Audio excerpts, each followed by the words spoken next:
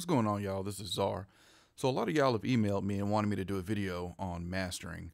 There's a lot of videos on YouTube for mastering in Studio One. So to make mine unique, I'm doing it a mastering your own mixes in Studio One.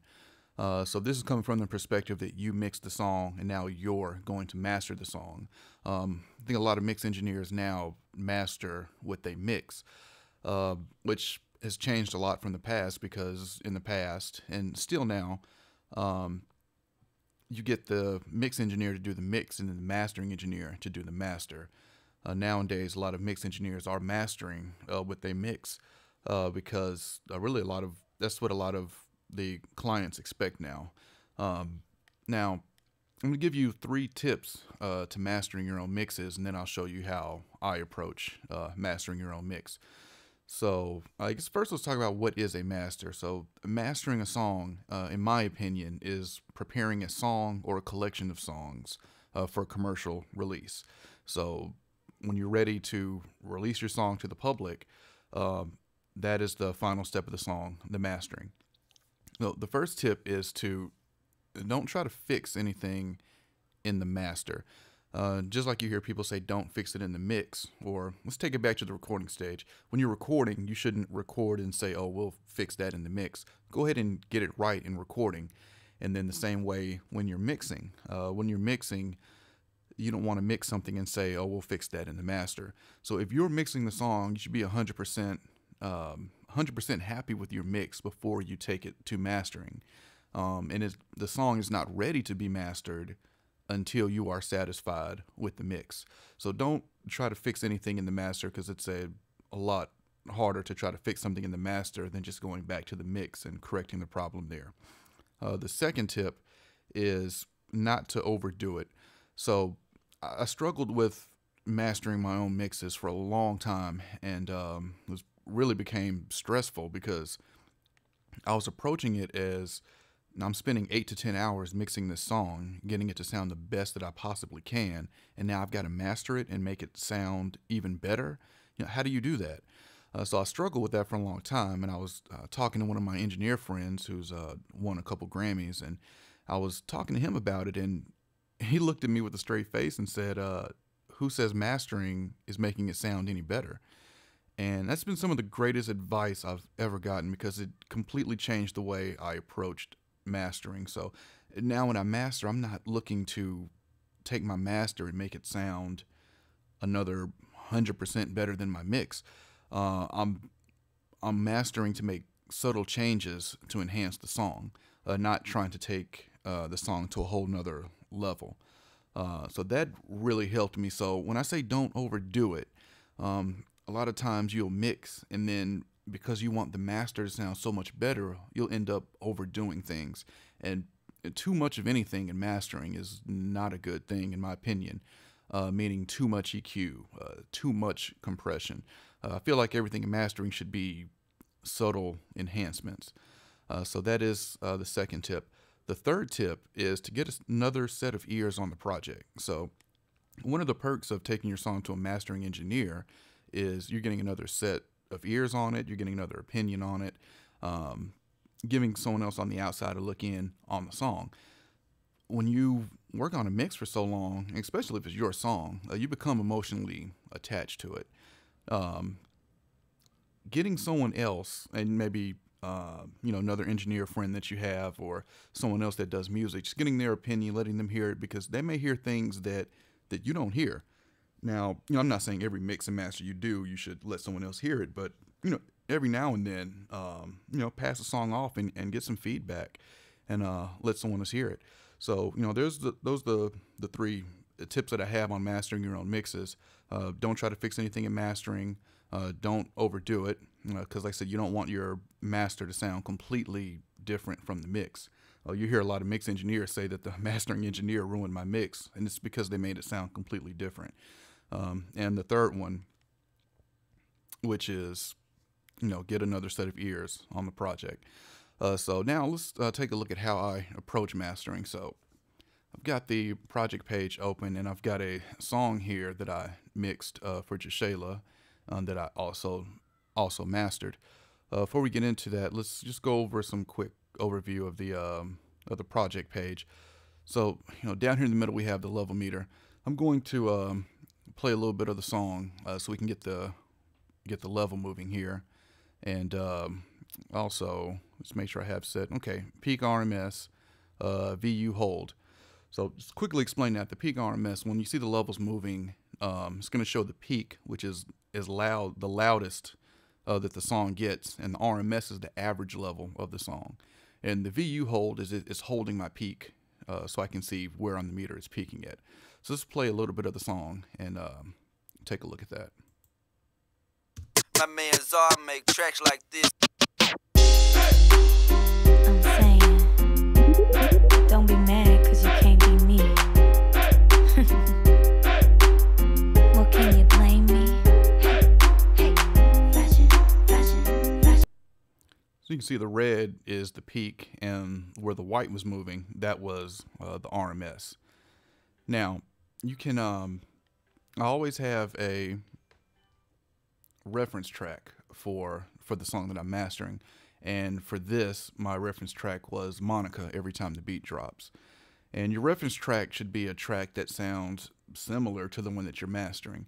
Just you can put it up against that, listen to it, and see if you're about at the same level. I won't play the Monica song for copyright reasons, but it is peaking right at 0, which is where a lot of people master. I think I read on the internet, which of course makes it right, that when you master for MP3, is that it's best to make your output, I think it's like -1 to -1.2 dB. So I haven't done a comparison with that, doing an MP3 at -1 dB and doing one at almost 0. But just throwing it out there, that's something I read.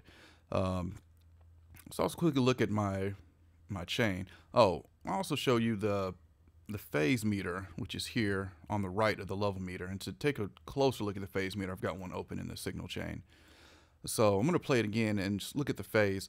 The phase, as long as this is moving to the right, you're in phase, and if you're going to the left, you're out of phase. When you listen to something out of phase, it will sound a little weird, and I'll play this out of phase in just a second. But watch how the phase meter goes to the right to show that the song is in phase. Change the game, that's all day, make it rain, watch my crown, what's my name, Okay, now let's open up the mix tool, and I'm going to invert one side and play it out of phase now.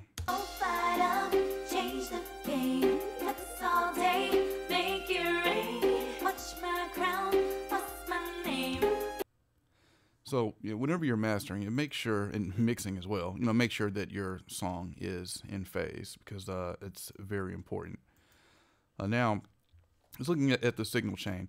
So I'm just going to take off the phase meter and remove the mix tool. So if you take a look at my mix, let's look at where we're peaking at. This is just the mix. I haven't done anything as far as mastering yet.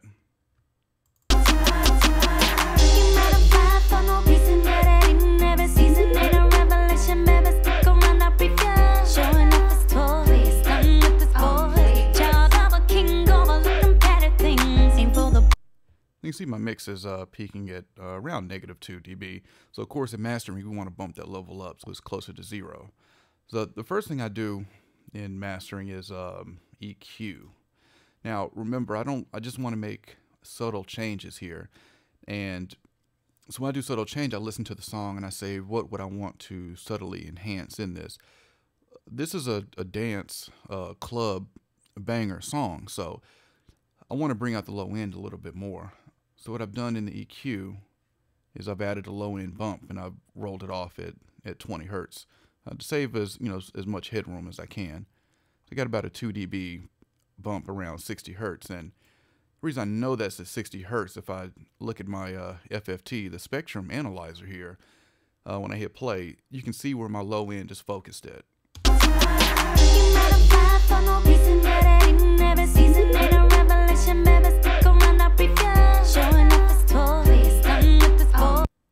So you can see right around here is where that low end is peaking at. So that's where I applied a slight boost. Could actually probably use a cue to tighten it up a little bit, but I like that for what I did. So let's take that in and out and hear what it does to the song.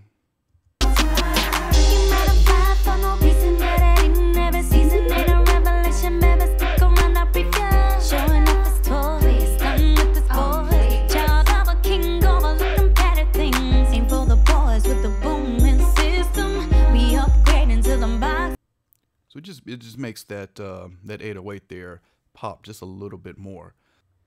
Now sometimes I try to subtly enhance the high end, but with this song I'm happy with where the high end is. If you add too much high end, you're going to add sibilance to the vocals, and as well as you risk the hi-hats really poking out. In this track, when I added high end to it, just to see what it would sound like, the hi-hats really poked out. So that's why I didn't go with any EQing of the high end. But just to show you, I'm going to, I've got a high shelf here that I added a couple dB to. I'm going to play it with it out, and I'm going to play it with it in, just so you can hear the difference of what it's doing to the hi-hats. If you know it flexing, fashion every night. Yeah, you know it flexing, fashion all the night. Pay for mine, how'd you get yours? Never mind, I stay on the top floor. Penthouse mentality, honey, excuse my upbringing, pardon me. You can hear a huge difference there with the hi-hats coming in and out with that high end added. So that is why for this song, I did not add any high end to it. The next thing I have in the chain is the binaural pan. So what I've done with this is I've used this to make the mix a little wider. I normally between 125, 150, maybe 165%, somewhere in there, I think is a good width to have. You know, again, this is all subjective, so you can go all the way to the 200% that this plugin will let you do. But that's where I normally use it at. So I'm going to leave the EQ in. We're going to bring in the binaural pan and show you how I widened it with the binaural pan.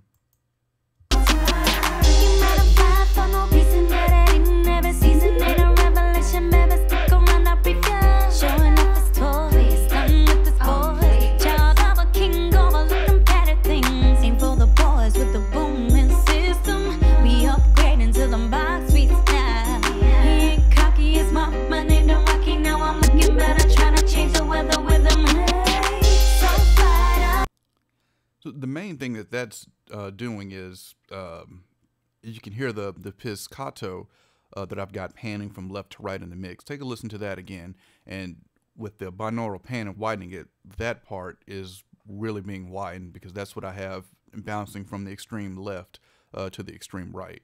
Take a listen to just focus on the pizzicato panning from the left and right. We upgrade into the box suites now. He ain't cocky, it's my name to Rocky. Now I'm looking better, trying to change the weather with him. So fired up, change the game. Let's all day, make it rain. So if you're listening to this in stereo in front of monitors, with that widening, you can really hear that bouncing from left to right there. Next up is the saturation knob. So if you have Studio One Pro, which you should have if you got this project page open, you know, it came with the saturation. I think it's 2.0. Came with the maybe it's 2.5. One of them, you know, it came with the saturation knob from Soft2, which I really love. I've showed it off in another video with the thickening vocals. This plugin really brings out the mid-range to me, and it makes the vocals pop more. So I'm going to play that, and I've got it set to keep low, which keep low means keep the lows untouched. So I don't want to saturate the lows because I feel like if I do, that low end is going to start to distort some, because if you push this plug-in too far, it will distort very easily. So let's bring this in and pay attention to how the vocals pop out more. Let's play a different part of the song. What's my name? Yeah, you know we're flexing, 'cause we stay fly. If you know we're flexing, fashion every night. Yeah, you know we're flexing, fashion all the night. Pay for mine, how'd you get yours? Never mind, I stay on the top floor. Penthouse mentality, honey, excuse my upbringing. really like what the saturation does to the mid-range, which is where the vocals live. You can see I'm starting to clip here now, which brings me to the next plugin in the chain, which is the limiter. I absolutely love the limiter in Studio One because it has a input where I can push gain into the limiter, which is what I want to do here because I was before the saturation peaking at around -2 dB. I want to get this more closer to 0, so I pushed 2 dB input into the limiter. Now the ceiling, I've got it -0.1, and the threshold is -0.12. So when it does try to go over -0.1, the limiter is going to bring it back down. You don't want too much limiting on here. I usually stay within a couple dB. As you see here, my max gain reduction is -3 dB. One of the coolest features on the Studio One limiter is that it has true peak limiting, which protects against intra-sample clipping. What that is peaks that happen so fast that the limiter doesn't catch them can still cause it to clip. You won't be able to see it with the limiter, but what you can see it with is the level meter. So if you take the level meter and you set it to a true peak here, I'm going to pin the limiter here and let's get the level meter back up. Now with the true peak off, you would think that here with my ceiling at 0.1, the sound cannot go above 0.1. That's my output ceiling. With the intra-sample clipping, it can, and I'll show you here. Okay, how about we turn on the level meter?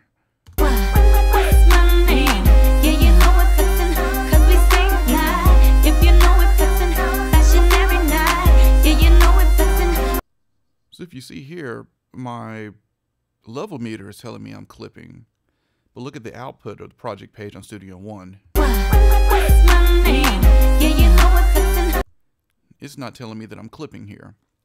So that's the intra-sample clipping happening. So to prevent that, I'm going to turn on the true peak limiting here. Let's clear these. And now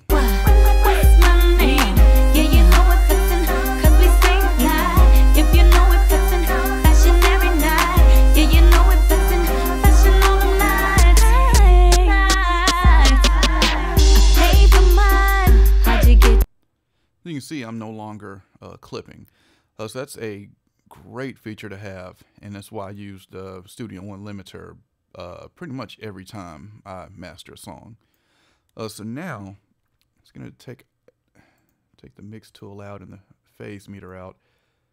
Now I'm going to play the song, and it's going to bypass my whole mastering chain. And let's see what we sound like here.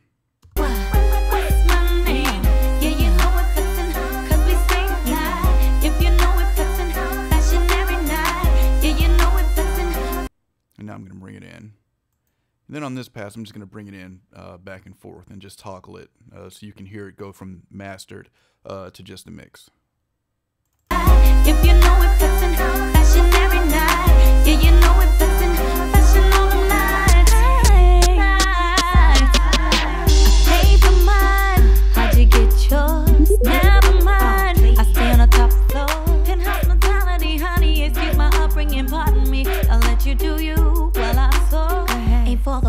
With the booming system, we upgrading to them box suites now. He ain't cocky, it's my name, the rocky. Now I'm looking better, trying to change the weather. So fired up, change the game. It's all day, make it rain. Watch my crown, what's my name? What's my name? Yeah, you know we're fixing, cause we stay live. Okay, so as you see, my mastering is, of course, it's louder because I push the gain, but it's, like I said, subtle enhancements to the song. One thing I want to point out that you'll notice that I have wave files here on the left, and when you bring in your song to master, you always want to bring in a wave file. You don't want to master an MP3. You want to master the WAV file and export that to an MP3. Just a quick note there. And just to explain the inserts here and the master at the bottom here. So the insert is I'm applying plugins to just this track, just this song. If I did anything on the inserts here in this section, it's going to apply it to all 3 of these tracks at the same time. So there you go. That's my approach to mastering your own mixes. If you got any questions, of course, email me. And if you want to hear the final master, the full version of this song, it is on my website at www.audiozar.net, and it's on my SoundCloud page as well. All right, I'll catch y'all next time.